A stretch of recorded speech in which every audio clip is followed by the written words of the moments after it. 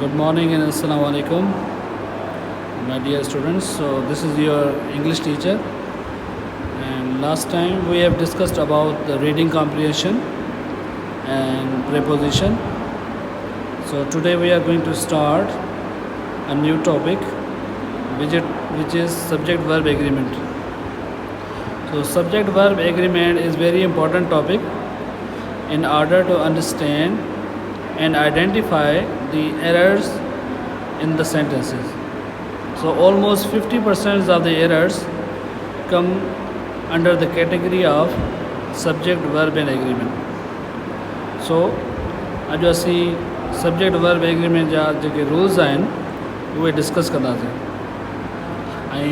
And I have also shared these notes in your WhatsApp group so you can read it easily. So subject verb agreement जेको आहे उनखे understand करण लाइ पहिरियां असांखे पढ़णो पवंदो त सब्जेक्ट वर्ब एग्रीमेंट हूंदो छा आहे.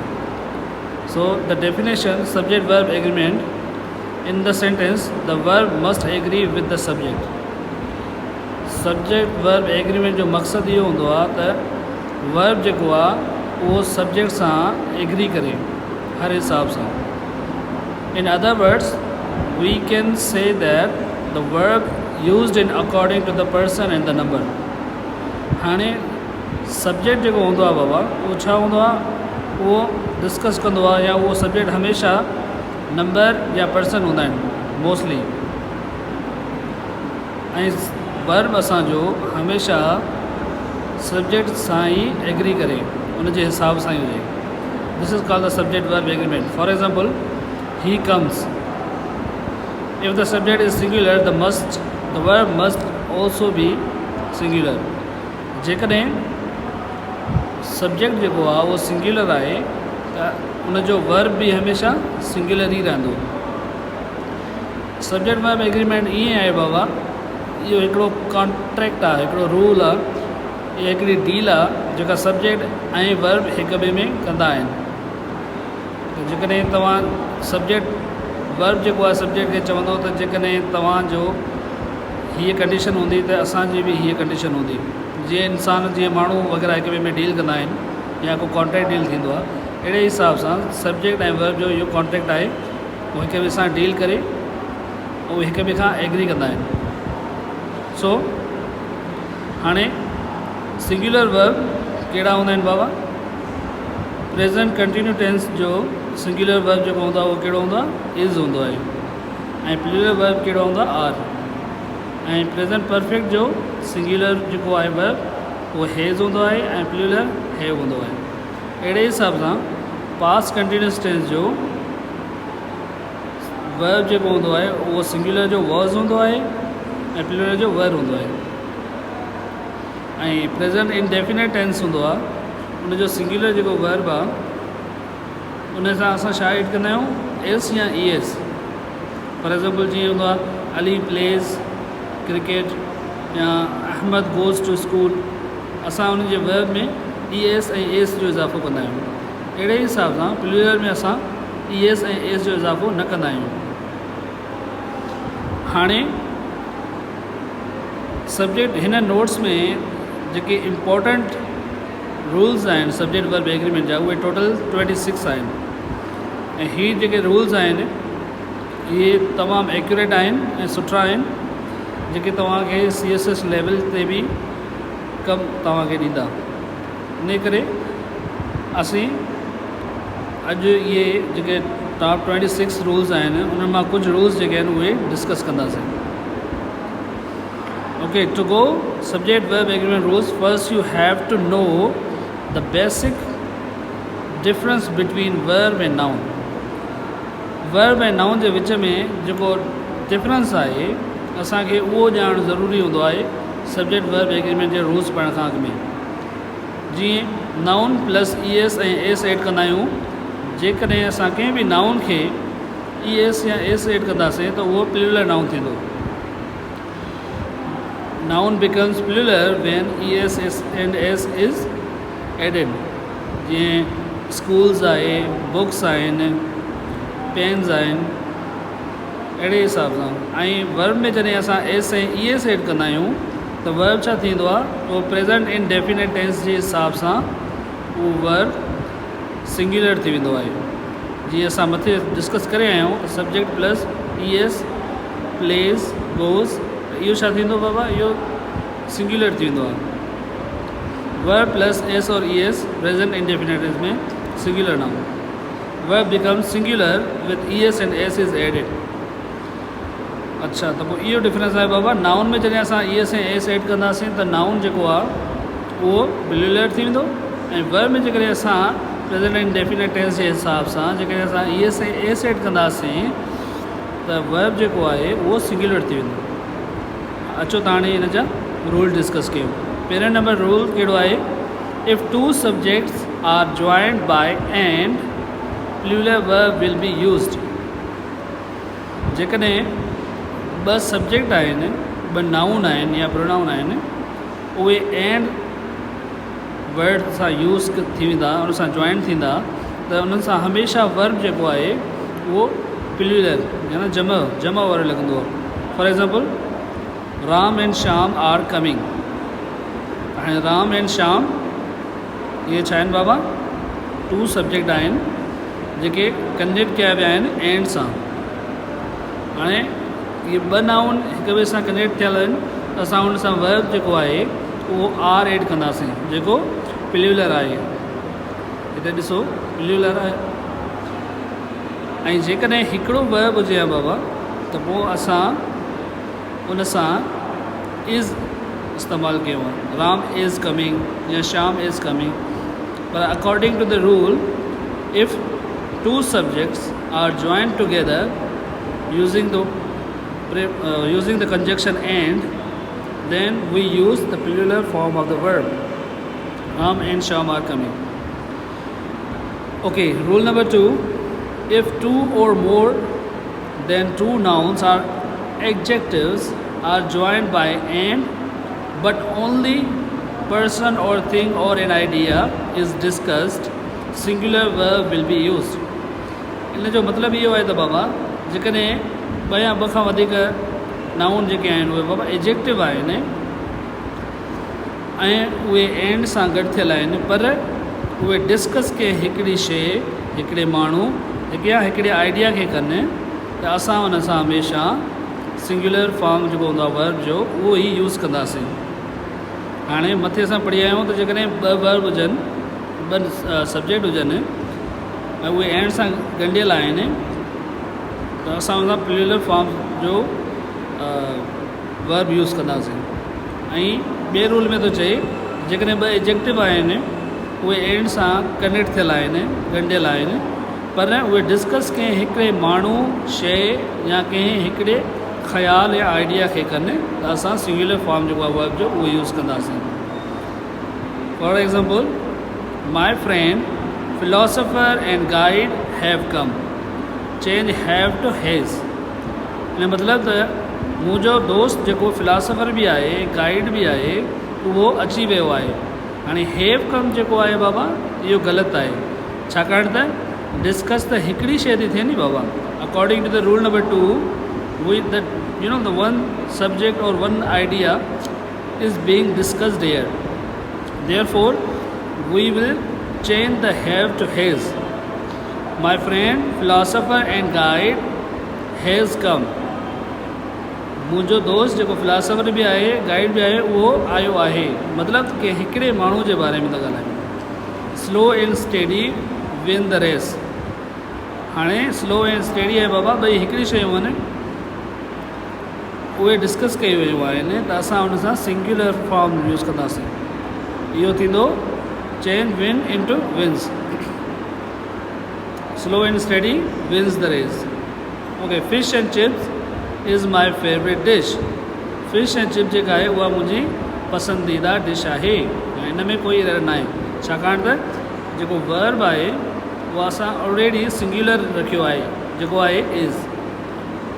Okay, if two uncountable nouns are joined by and if two different subjects are discussed, plural verb will be used. अच्छा, जेकॾहिं हाणे मथे जेको आहे एग्ज़ाम्पल में, उन में आहे बाबा त हिकिड़ो ई माण्हू डिस्कस कयो वञे, हिकिड़ो आइडिया या हिकिड़ी शइ डिस्कस कई वञे, उन जा भले एडजेक्टिव असां 2-3 इस्तेमालु कयूं त असां हुन सां सिंगुलर वर्ब इस्तेमालु कंदा आहियूं। पर जेकॾहिं उहे ख़ासियतूं नथियूं डिस्कस कयूं वञनि, पर उहे हिकु या ॿ डिफरेंट सब्जेक्ट असां डिस्कस था कयूं, त पोइ असां प्लूरल वर्ब यूज़ कंदासीं। एग्ज़ाम्पल आहे हिन जो, poverty and मिज़री come together. Poverty हिकु अलॻि शइ आहे, मिज़री हिकु अलॻि शइ आहे, मतिलबु ॿ ई अलॻि शयूं आहिनि जेके अचनि थियूं। त पोइ असीं इन हिसाब सां असां प्लूरल फॉर्म जेको आहे वर्ब जो यूज़ कंदासीं। जेको कमु आहे, जेकॾहिं सिंगुलर कमु हुजे त थी वञे हा कम्स टुगेदर, असां सिंगुलर हिते यूज़ न कयो, हिते असां प्लूरल फॉर्म यूज़ कयो आहे वर्ब जो। Okay, rule number 3, if the subject is joined by as well as, with, along with, together with, and not, in addition to, but, besides, except, rather than, accompanied by, like, unlike, no less than, nothing but, the verb will agree with the first subject. जेकॾहिं rule number 3 में इहो discuss थियल आहे त जेकॾहिं इहे word जंहिं बि सेंटेंस में आहिनि त असांजो जेको वर्ब आहे उहो फर्स्ट जेको सब्जेक्ट आहे उन सां एग्री कंदो। जेको माना सेंटेंस में शुरूआत में अचे थो वर्ब सब्जेक्ट, उन सां असांजो वर्ब एग्री कंदो। जेकॾहिं उहो सिंगुलर आहे त असां सिंगुलर फॉर्म वर्ब जो यूज़ कंदासीं, जेकॾहिं उहो प्लूरल आहे, जमा आहे, त असां प्लूरल फॉर्म जेको आहे वर्ब जो यूज़ कंदासीं। अचो हिन जो एग्ज़ाम्पल ॾिसूं।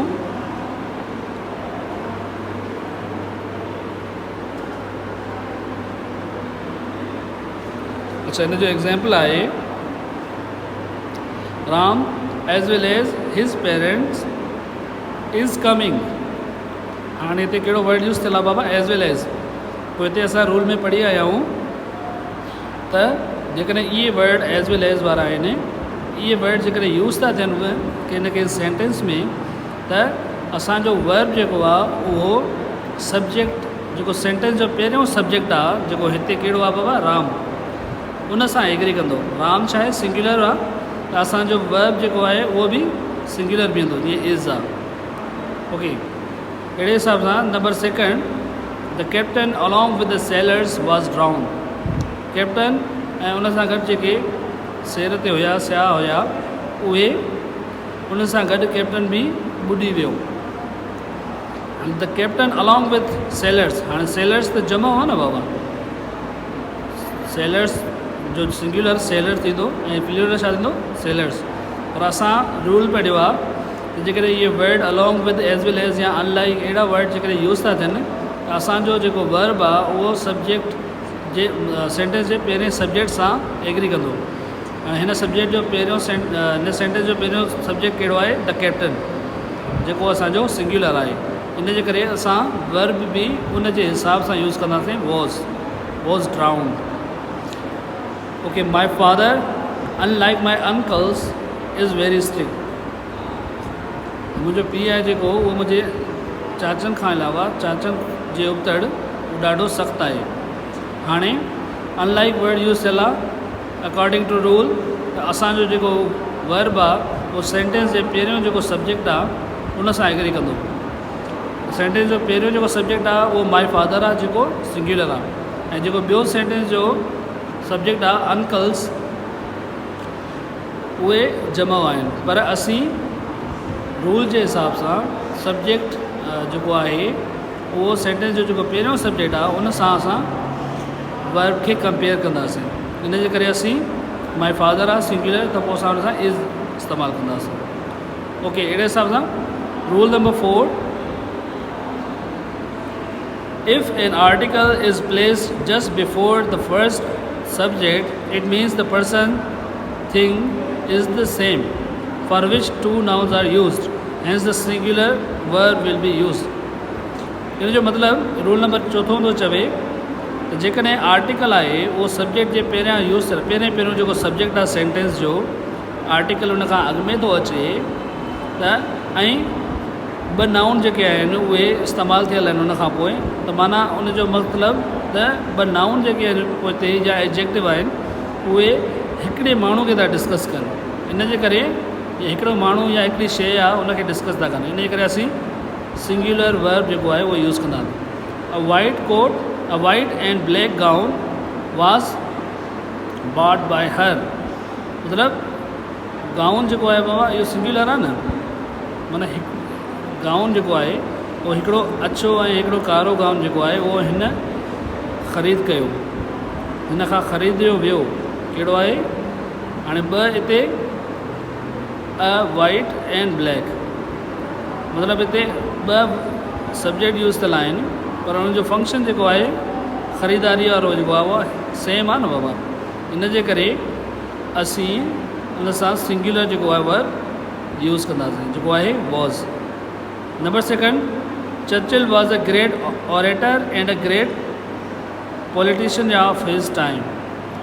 जेकॾहिं चऊं Churchill was a great orator and a great politician of his time, त इहो जुमिलो जेको आहे उहो ग़लति थींदो, छाकाणि त हाणे पढ़ो नेक्स्ट जेको आहे जुमिलो correct. Churchill was a great orator and politician of his time, मतिलबु हिक ई माण्हू जूं ॿ ख़ासियतूं जॾहिं डिफाइन कयूं वेंदियूं आहिनि त पोइ असां हुते आर्टिकल यूज़ न कंदासीं जेको ए आहे। मथे सेंटेंस में ॾिसो, Churchill was a great orator and a great politician, इन जो मतिलबु त हिकिड़े ई माण्हू जूं ॿ ख़ासियतूं असां जॾहिं डिफाइन कंदासीं त पोइ असीं आर्टिकल यूज़ न कंदासीं। जेकॾहिं आर्टिकल यूज़ कंदासीं त उहे ॿ अलॻि शयूं थी वेंदियूं, a great narrator and a great politician, मतिलबु हिकिड़ो ग्रेट नैरेटर बि आहे, ऑरेटर बि आहे ऐं हिकु ग्रेट पॉलिटिशियन बि आहे, मतिलबु इहे ॿ अलॻि शयूं थी वियूं। हिकिड़े ई माण्हू जो जेकॾहिं असां ॿ शयूं डिस्कस कंदासीं त पोइ असां आर्टिकल जेको आहे उहो पहिरें ई मतिलबु पहिरें ई जेको वर्ब आहे उन सां यूज़ कंदासीं, a great orator and politician of his time. But if an article is used before every subject it refers to different people things. जेकॾहिं इहो ई आर्टिकल आहे जेको ए एन एंड द उहो हर सब्जेक्ट में अची वञे त पोइ उनजो मतिलबु इहो थींदो त हिते जेके आहिनि माण्हू डिफरेंट आहिनि, हिकिड़ो माण्हू न आहे। जेकॾहिं हिकिड़ो माण्हू हुजे त असीं उन सां सिर्फ़ु उन सां उनजी हिकिड़ी ख़ासियत सां असां आर्टिकल यूज़ कंदासीं। जेकॾहिं डिफरेंट आर्टिकल यूज़ कंदासीं डिफरेंट नाउन सां ऐं डिफरेंट सब्जेक्ट सां त उहे माण्हू मुख़्तलिफ़ थींदा। Hence the plural verb will be use. जीअं एग्ज़ाम्पल आहे हिन जो, the director and the producer have come. हाणे द डायरेक्टर इन सां बि असां आर्टिकल डेफिनेट आर्टिकल जेको आहे उहो यूज़ कयो आहे, the director and the producer have कम, ऐं जेको प्रोड्यूसर आहे उहो अची विया आहिनि। हाणे जेकॾहिं हुजे the director and producer have कम त इन जो मतिलबु इहो हुजे हा त डायरेक्टर बि आहे ऐं प्रोड्यूसर बि जेको आहे उहो माना हिकिड़ो ई माण्हू आहे, जेको डायरेक्टर बि आहे प्रोड्यूसर आहे उहो हैज़ कम, त पोइ असां हैज़ हणूं आहे, छाकाणि त उहे हिक ई माण्हू जूं ख़ासियतूं ॿुधाइनि थो।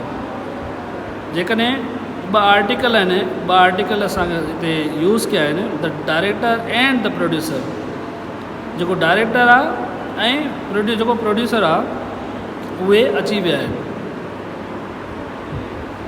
अच्छा, रूल नंबर 4 इहा डिस्कस करे थो। हाणे अचो रूल नंबर 5 ते। If two subjects are joined by neither nor either or not only but also nor or none but the verb will agree with the nearest subject. हाणे पोयों असां जेको रूल पढ़ियासीं एज़ विल एज़ वारो along with वारो, उन में छा हुयो त बाबा त जेको वर्ब आहे उहो सेंटेंस जे पहिरें सब्जेक्ट सां एग्री कंदो, पर हिन रूल नंबर 5 में उनजे उबतड़ आहे। कीअं त जंहिंमें इहे वर्ड हुजनि neither nor either or not only but also, त असां जेको वर्ब आहे उनजे जेको वेझे में वेझो जेको सब्जेक्ट हूंदो उन जे हिसाब सां असां सब्जेक्ट वर्ब असां यूज़ कंदासीं। जीअं neither Ram nor Shyam has come. हाणे हैज़ छा आहे बाबा वर्ब आहे ऐं उनजे वेझो कहिड़ो आहे, उनजे वेझे में वेझो जेको वर्ब आहे उहो आहे श्याम, त पोइ असीं सिंगुलर यूज़ कंदासीं। ॿियो सेंटेंस, ईदर राम और हिज फ्रेंड्स हैव कम। हाणे हिते असीं प्लूरल जेको आहे वर्ब यूज़ कयो आहे, छाकाणि त इन वर्ब जे वेझे में वेझो जेको सब्जेक्ट आहे उहो छा आहे बाबा फ्रेंड्स। फ्रेंड्स आहे उहे जमा आहिनि, उहे प्लूरल आहिनि, इन जे करे असां उनजो वर्ब बि प्लूरल रखंदासीं। मथे जेको रूल आहे बाबा इन में असां पढ़ियोसीं त सेंटेंस जे शुरूआत वारो सब्जेक्ट उन जे हिसाब सां असां वर्ब यूज़ कंदासीं। पर हिन रूल में असां उनजो उत्तर पढ़ियोसीं त जेको वर्ब आहे उहो वेझे में वेझो जेको सब्जेक्ट आहे उनजे सब्जेक्ट वेझे में वेझो जेको सब्जेक्ट आहे उनजे हिसाब सां चेंज थींदो, न कि सेंटेंस जे शुरूआत वारे सब्जेक्ट जे हिसाब सां चेंज थींदो। जेको हिन जे वेझो हूंदो वर्ब जे सब्जेक्ट उन हिसाब सां चेंज थींदो। ईदर राम और हिज friends have come. Has Ram और श्याम कम। छा राम ऐं श्याम आया आहिनि? हिते हैज़ इस्तेमालु कयो आहे छाकाणि त ॿई सिंगुलर आहिनि। Okay, rule number 6, neither of means not either of the two thing or people. Neither of जेको वर्ड आहे बाबा उनजी माना आहे त ॿिनि माण्हुनि मां या ॿिनि शयुनि मां कोई बि न। नीदर ऑफ द जजिस of the division bench knew about the facts of the case. हाणे असां नीदर ऑफ उन लाइ इस्तेमालु कंदा आहियूं जेके ॿ माण्हू या ॿिनि शयुनि जे बारे में असां डिस्कस कयूं त उन जे करे असां नीदर इस्तेमालु कंदा आहियूं। ओके, नन of means not one of the group of the thing or people. And not हाणे नन ऑफ असां तॾहिं इस्तेमालु कंदा आहियूं जॾहिं कंहिं ग्रुप जे बारे में ॿुधायूं, मतिलबु ग्रुप मां कोई बि न। नीदर ऑफ जेको आहे बाबा उहो इस्तेमालु थींदो जॾहिं ॿिनि माण्हुनि मां कोई बि न हुजे। ऐं नन ऑफ तॾहिं इस्तेमालु थींदो जॾहिं ग्रुप मां पहिरियां ॿिनि माण्हुनि मां कोई बि न, हाणे हिते ग्रुप मां कोई बि न, त पोइ असां नन ऑफ इस्तेमालु कंदासीं। हाणे सेंटेंस पहिरियों पढ़ो, नीदर ऑफ हिज 4 सन्स लुक्ड आफ्टर हिम। चइनि ॿारनि मां हुननि जो कंहिं बि ख़्यालु न रखियो। हाणे इहो इनकरेक्ट आहे छाकाणि त जेकॾहिं नीदर ऑफ उन लाइ इस्तेमालु थींदी आहे जेको ॿिनि शयुनि जे विच में कंपेयर हूंदो आहे। ॿिनि शयुनि मां कंहिं बि हिकु शइ जे बारे में ॿुधाईंदो आहे, ॿिनि शयुनि खे जॾहिं कंपेयर कजे त पोइ असां नीदर ऑफ इस्तेमालु कंदासीं। ऐं इन जो करेक्ट फॉर्म इहो थींदो, नन ऑफ हिज 4 सन्स लुक्ड आफ्टर हिम। इन चइनि ॿारनि मां हुनजो कंहिं बि ख़्यालु न रखियो छाकाणि त ॿिनि खां वधीक हुजनि सब्जेक्ट जेके बाबा त उन में असां नन ऑफ इस्तेमालु कंदा आहियूं। Either of means one of the two thing or people, माना ईदर ऑफ माना ॿिनि मां कोई बि हिकु, या ॿिनि माण्हुनि जे बारे में ॿुधायो आहे न भाउ, ॿिनि माण्हू मां कोई बि हिकु, उन में असां छा इस्तेमालु कंदासीं? Either of. हाणे नन ऑफ जेको आहे माना ॿिनि मां कोई बि न, और ईदर ऑफ माना ॿिनि मां कोई हिकु शइ या को माण्हू। Example, either of the 5 member is at fault. हाणे इहो इनकरेक्ट आहे। ईदर ऑफ माना ॿिनि मां कोई बि हिकु, इन जे करे हाणे हिते छा आहे बाबा 5 मेंबर्स ग्रुप आहे नी बाबा, इन जे करे असां हिते ईदर ऑफ जेकॾहिं इस्तेमालु कंदासीं त उहो ग़लति बीहंदो छाकाणि त ईदर ऑफ ॿिनि शयुनि जे बारे में डिस्कस कंदो आहे। Okay, one of the 5 members is at fault. जॾहिं 5 मेंबर आहिनि त पोइ असां चवंदासीं वन ऑफ, न 5 मां कोई बि हिकु, 5 मां कोई बि हिकु ग़लति आहे। Okay, either of the twins will be made the trustee.